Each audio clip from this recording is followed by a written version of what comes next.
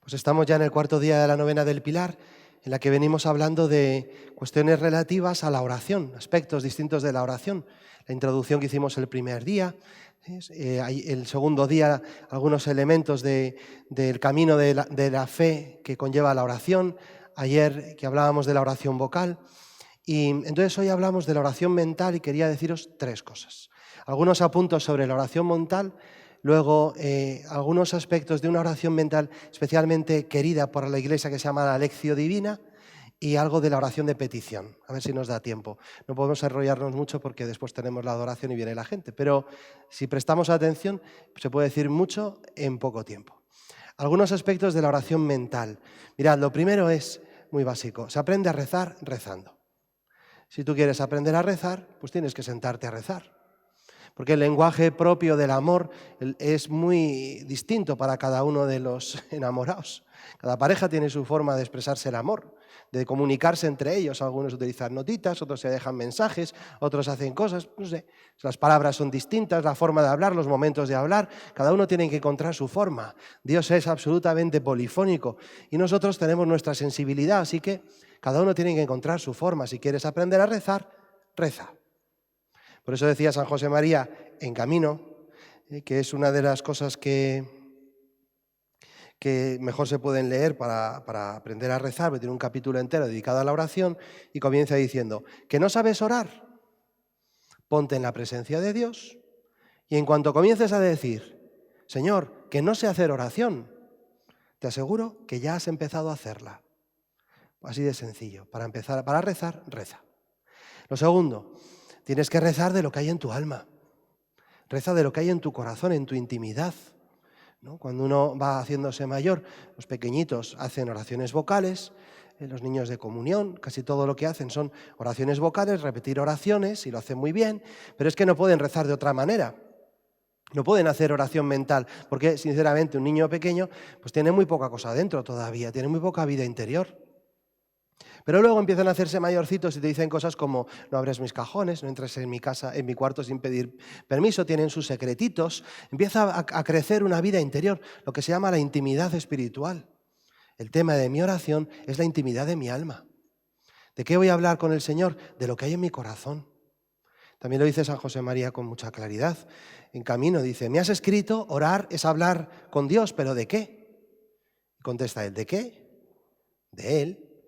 De ti, alegrías, tristezas, éxitos y fracasos, ambiciones nobles, preocupaciones diarias, flaquezas, yacimientos de gracias y peticiones y amor y desagravio. En dos palabras, conocerse, conocerle y conocerte, tratarse.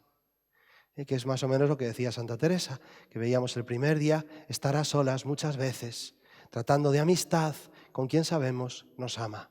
Aprender a abrir el corazón y a contar lo que tengo dentro. Por eso hay muchos niveles de oración, porque hay niveles de profundidad. Y uno dentro tiene muchas cosas, desde la preocupación de lo que va a hacer después, hasta los traumas que arrastra desde que era muy pequeño. Dependerá de la autenticidad de tu oración, de la constancia, de ese camino de fe, lo transitado que esté en tu oración, que puedas adentrarte en niveles más profundos de oración, conforme vayas adentrándote en niveles más profundos también de tu intimidad. Bueno, otra idea. Para rezar bien, tu oración mental normalmente estará alimentada de tu propia vida, porque hablas de ti, pero también de lo que leas, porque tienes que hablar de Él. Por lo tanto, tu oración se va a enriquecer con las lecturas. La oración no es tiempo para leer cosas. En la oración no vamos a leer libros. A eso vamos a la lectura. Es verdad que puede haber momentos de distracciones donde un libro te puede ayudar un poco a reconducir el pensamiento, a centrarte, ¿no? Si tienes algún librito a mano, eso lo dicen muchos santos, que hay que ir siempre con algún libro, porque a veces la cabeza, ¿no? La imaginación, que es la loca de la casa, pues se va por ahí y uno pues, con un libro consigue centrarlo. Pero en líneas generales uno no va a la oración a leer, vamos a la oración a dialogar. Así que si te dedicas a leer en la oración lo haces mal. Pero si fuera de la oración tienes todos los días un ratito para leer algo de Dios, que tengas todos los días 10, 15 minutos de lectura espiritual, donde vas leyendo algunos aspectos de Dios, te aseguro, te prometo, que cuando llegues al momento de la oración, tu lectura, esa lectura continua que vas haciendo de cosas piadosas, de libros buenos, de doctrina, de catecismo, de santos, de padres de la Iglesia, eso va a salir en tu oración y vas a poder rezar de Dios conforme a lo que has leído. Por eso, me acuerdo en el seminario, en tiempo de exámenes, cuando estábamos estudiando el Tratado de Trinidad o de Cristología o Mariología, que es que luego rezabas que era un gusto, porque empezabas ahí a remontarte en la oración a las relaciones perijoréticas y a la communicatio idiomarum de las tres personas de la Trinidad y te quedas, vamos, loco. Leer para rezar. Dentro de esa lectura, lógicamente, lo mejor que se puede leer y lo que más te va a ayudar a rezar es la palabra de Dios. Entonces la palabra de Dios se puede leer de muchas maneras. Se puede leer para buscar ejemplos, se puede leer, como hace Santo Tomás de Aquino, para apoyar las argumentaciones, se puede leer para compararte y ver lo malo que eres tú y lo bueno que es Dios y saber cómo tienes que imitarlo, que es la forma propia, por ejemplo, de San Ignacio de Loyola, los ejercicios espirituales. Pero la forma más antigua y más querida por la Iglesia de la lectura de la palabra de Dios es lo que se llama la lectura orante, en el mismo espíritu en el que fue escrito. Yo oro en el Espíritu Santo, pidiendo al Espíritu Santo que esa palabra que tengo delante me transforme. Eso se llama la lección divina. Y se ha practicado desde el inicio, los cristianos lo han leído así desde el inicio, y que el que mejor lo sintetizó misteriosamente fue un sucesor del día del santo cuya fiesta celebramos hoy, que no lo he dicho, pero hoy es San Bruno, fundador de la Cartuja. Y el octavo sucesor de San Bruno en la Cartuja, año 1180, fue cuando murió, es San Guido, en la Gran Cartuja de Francia, que escribió la Escala de los Monjes, donde sintetiza perfectamente este método que se llama la lección divina, con una frase sencilla. Él dice: buscad leyendo y encontraréis meditando.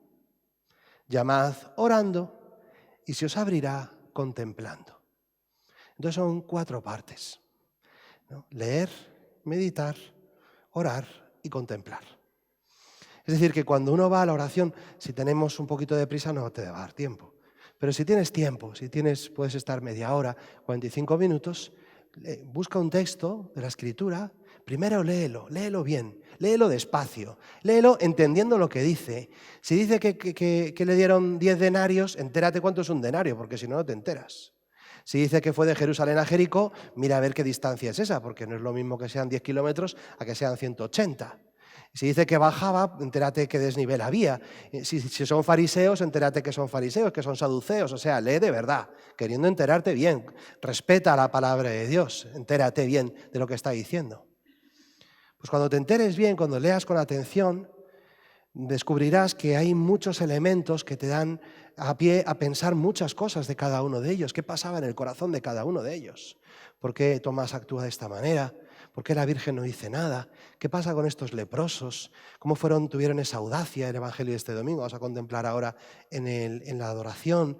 Y uno empieza a meditar. ¿Qué pasa en el corazón de Cristo? Y uno empieza a entrar en una dimensión un poquito más profunda del texto, que es la dimensión de los corazones, las historias que hay detrás, los amores que hay detrás, donde es muy fácil identificarse y donde de esa lectura has pasado a la meditación y de la meditación con mucha facilidad vas a pasar a la oración, porque el corazón tuyo no es distinto del leproso o del de María Magdalena o del de Tomás. Entonces vas a entrar en oración muy fácilmente. Señor, yo sé que soy como Zaqueo. Yo también he estado ahí subido y también te he pedido. Qué vergüenza cuando has pasado a mi lado y no he sido capaz de pedirte como él. Enséñame, maestro, quiero ver, o lo que sea, ¿no? Aparece muy fácilmente la oración cuando uno ha leído en serio y ha meditado. Entonces entras en la oración. Pero llega un momento en que cuando la oración es tan profunda que estás metido ahí con Dios, te callas. Porque ya no hay que decir nada más. Porque ahora Él empieza a enseñarte. Estás dentro de la escena, eso lo hablaba mucho San José María, y ahí empieza una oración que se llama la contemplación, donde estás quieto y va pasando el Evangelio por tu imaginación, por tu corazón, y el espíritu del Evangelio entra dentro de ti y te transforma. Esto se llama lección divina, es muy bonito. Podríamos hacer alguna formación sobre esto, si os apetece. Y unas palabras mínimas sobre la oración de hoy, la oración de petición, dice el Evangelio. Pedid y se os dará, buscad y llaméis, llamaréis y se os dará, porque todo el que pide recibe, el que se busca, porque todo padre que le pide a su hijo un pez no le da una serpiente, si le pide un pan no le dará una piedra, y si vosotros que sois malos. Mirad, la oración de petición no nos funciona, no sabemos pedir bien, lo dice San Pablo. Pedimos y no recibimos porque no pedimos bien. ¿Y por qué no pedimos bien? Por 3 dificultades. Primero, por falta de fe. Hay veces que en serio no nos lo creemos. Es la realidad, tenemos poca fe. Tenemos a pedir, pero tenemos poca fe. Y entonces el Señor dice en el Evangelio hoy, pedid y se os dará, buscad y hallaréis, llamad y se os abrirá, que todo el que pide recibe, el que busca encuentra, el que llama se le abre. O sea, te lo dice 6 veces. Para ver si te queda claro. Que te está diciendo, oye, que me pidas de verdad, créetelo. 6 veces te lo digo en el pasaje para que te enteres que es verdad, que estoy dispuesto a dártelo. No dudes, pide con seguridad. Bien. Hay veces que pedimos, pero pedimos un poco con la boca pequeña porque nos da miedo.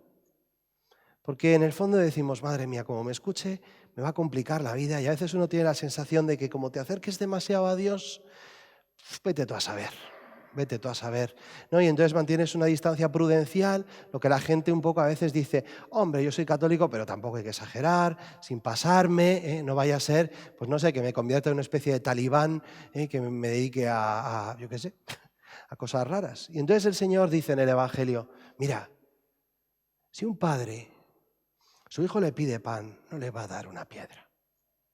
Si le pide un pez, no le va a dar una serpiente, un escorpión. Es decir, no tengas miedo, que no te voy a dar nada malo. Pídeme sin dudar y pídeme sin miedo, que no te voy a dar nada malo. Y luego está la tercera pega, que a veces nos impide pedir bien, y es la indignidad. Que uno dice, si yo me lo creo de verdad y además sé que me va a dar... Pero es que como no soy suficientemente bueno, porque, hombre, si yo fuera como Madre Teresa de Calcuta, si fuera como San Juan Pablo II, si fuera como el Padre Pío o como San Guido el Venerable no sé qué, pues entonces sí, pero a mí. Padre, pida usted, dice la gente, ¿no? Pida usted porque a usted le dará más caso porque está más cerca de Dios. Craso error. Ni está el cura más cerca de Dios, que a veces está más lejos.